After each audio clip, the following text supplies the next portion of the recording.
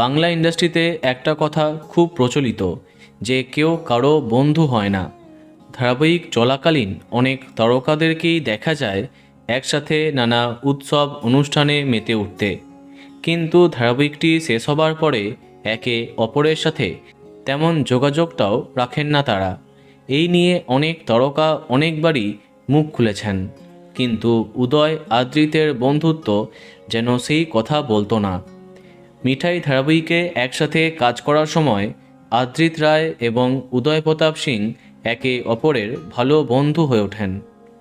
একসাথে family trip হোক বা একে অপরকে নতুন কাজে শুভেচ্ছা দেওয়া, সব জায়গাতেই তাদের বন্ধুত্বের প্রমাণ পাওয়া যায়।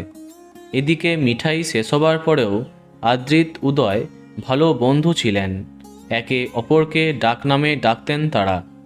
মিঠাই শেষ হবার পরে যখন পরিণীতা ধারাবাহিকের নায়ক হলেন উদয়, আদ্রিত জানিয়েছিলেন শুভেচ্ছা, কিন্তু সেটাই শেষবার।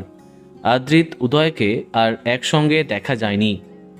সম্প্রতি আদ্রিতের প্রাক্তন প্রেমিকা সুপ্রিয়ার সাথেও একসঙ্গে ছবি শেয়ার করেছিলেন উদয় অনামিকা, কিন্তু আদ্রিত কৌশাম্বীর সাথে আর তাদেরকে দেখা যায়নি। তাহলে কি সফলতার মাপকাঠিতে বন্ধুত্বে ফাটল ধরল? তাহলে কি সত্যি ইন্ডাস্ট্রিতে কেউ কারো বন্ধু হয় না? সবটাই কি পর্দার ভিতরেই সীমাবদ্ধ? তো বন্ধুরা, এ বিষয়ে তোমার কি মন্তব্য কমেন্টে জানাতে পারো। আর এই রকমই আরও অনেক ভিডিও পেতে সাবস্ক্রাইব কারেন্ট বস। ধন্যবাদ।